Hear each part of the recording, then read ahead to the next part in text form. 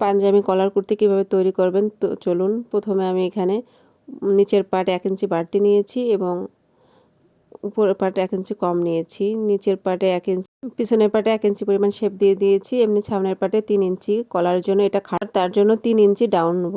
আবার বলে দিয়েছি 3 ইঞ্চি ডাউন নেব এবং এখান থেকে 4.5 ইঞ্চি নিব।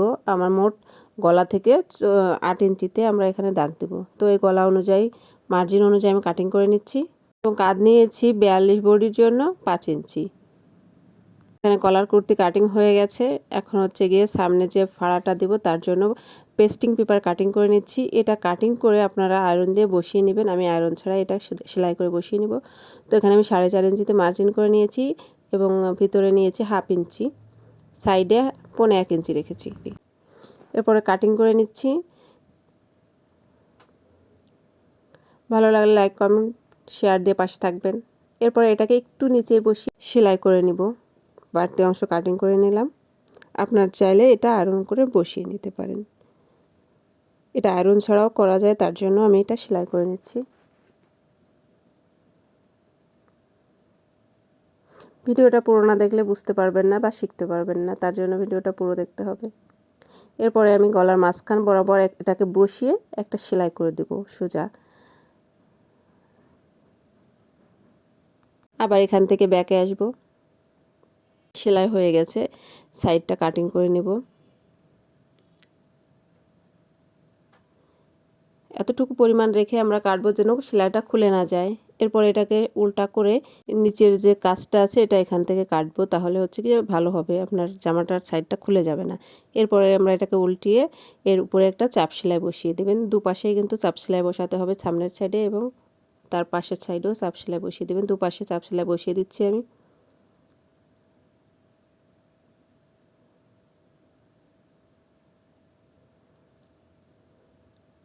কাছে আয়রন থাকলে আয়রন দিয়ে নেবেন, তাহলে আর সমস্যা হয় না। যেহেতু আমার কাছে নেই, আমি হাত দিয়ে একটু টেনে নিচ্ছি, তার জন্য একটু সময় লাগবে। এরপরে সাইডে চাপ সেলাইটা দিয়ে দিব। চাইলে এখানে হাত দিয়েও সেলাই দিতে পারেন, তো মেশিন দিয়ে আমি সেলাই দিয়ে দিচ্ছি সুবিধার জন্য। সামনের পার্টের এখানটা আমাদের সেলাই করা হয়ে গেছে। এরপরে আমরা কাঁধের অংশটা জয়েন করে নেব সামনে এবং পিছনে। এখানে কিন্তু ডবল সেলাই দিবেন, আমি একটা সেলাই দিয়ে নিচ্ছি। এরপরে কলারটাকে সমান করে বসাবেন। সামনের অংশ থেকে ধরে কলার মাপার সময় কিন্তু কলারের কাপড়টা টান দিবেন না, যেমন আছে ঠিক সেইভাবে মেপে নেবেন। এখানে আছে 8 ইঞ্চি, 2 ভাঁজে যেহেতু আছে তাহলে 16 ইঞ্চি বক্রম নিয়েছি আমরা, 16 ইঞ্চি নেব এবং এখানে নেব 4 ইঞ্চি। এখানে গলার জন্য 3 ইঞ্চি পুট আমি নিয়েছি। এবার এখান থেকে সুন্দর করে দেখেন আমি যেভাবে শেপ দিচ্ছি এভাবে শেপ দিবেন। এরপরে আপনারা 1 ইঞ্চি বা 1.25 ইঞ্চি নিতে পারেন, তবে কলারের জন্য বেস্ট হচ্ছে 1.25 ইঞ্চি। কলারটা দেখতে খুবই সুন্দর লাগে, 1 ইঞ্চিটা একটু বড় হয়ে যায়। তো এরপরে এটাকে আমি পিন বসিয়ে নিয়েছি, তো একটু সমস্যা হচ্ছে, পিনটা সরিয়ে নেবেন। তারপরে মেপে দেখব 16 ইঞ্চি কোথায়। 16 ইঞ্চিতে আমরা এখানে দাগ দিয়ে তারপরে এখানে সোজাও করে দিতে পারেন বা শেপ করে দিতে পারেন। আমি শেপ করে দিলাম।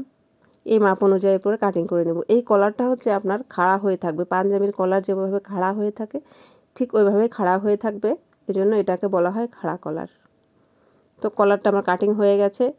যদি আয়রন থাকে আপনারা পেস্টিং পেপার দিয়েও নিতে পারেন। আমি যেহেতু এটা শক্ত বক্রম নিয়েছি, এটাকে আর আয়রন করা যাবে না, তো এটা আমি কাপড়ের সঙ্গে সেলাই করে দেখিয়ে দিচ্ছি।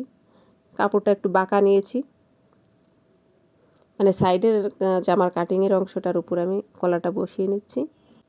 বাড়তি অংশ ছিল সেটা কাটিং করে আমি এটাকে সেলাই করে নিচ্ছি। এরপরে ফিনিশিংটা পরে আরেকটু করে কাটিং করে নেব। তারপর হচ্ছে গিয়ে সামনে থেকে এই যে বাড়তি অংশ আছে এটা কাটিং করে দিলাম। সেলাইয়ের যতটুকু প্রয়োজন ততটুকু রেখে কিন্তু আমি কাটিং করে নিয়েছি। এরপরে আরেকটা বাঁকা কাপড়ে দেখেন এভাবে বসিয়ে নিয়েছি, তার উপরে এটাকে সাইজ করে নিয়েছি। এখন দেখেন সেলাইটা কীভাবে দিচ্ছি, একটা কিন্তু ভাঁজ করা আর একটা ভাঁজ করা না। এরপরে এই বক্রমের পাশ দিয়ে সেলাই করে যাব। যদি পেস্টিং পেপার হয় আয়রন করে দিলে সুবিধা হয়, আপনার থাকলে একটু সমস্যা হয়, নতুনদের একটু সমস্যা হবে। তো আপনারা প্রথম অবস্থায় পেস্টিং পেপার দিয়ে করার চেষ্টা করবেন, তাহলে মানে কয়েকবার করার পরে ঠিক হয়ে যাবে। আমার সেলাই করা হয়ে গেছে এই পাশটাও। এবার কলারের মাঝখানটা একটা পয়েন্ট করে নিয়েছি এবং কামিজের মাঝখানে পয়েন্ট বসিয়ে মাঝখান থেকে সেলাই করব। পিছনের পার্টের মাঝখান থেকে বসিয়ে সেলাই করলে আপনার কলারটা হচ্ছে গিয়ে সমান হবে, এ সাইডে এবং ডান সাইডে বাম পাশে দুপাশেই সমান হবে। তো আমি সেলাই করে নিচ্ছি। এটাকে আমি জামাটা উল্টা করে সেলাই করেছি। এরপর এটাকে সদর করে সদর পাশে কলারটা সেলাই করবেন। ভিডিওটা আসলে স্কিপ করে গেছে, আমি আপনাদের দেখাতে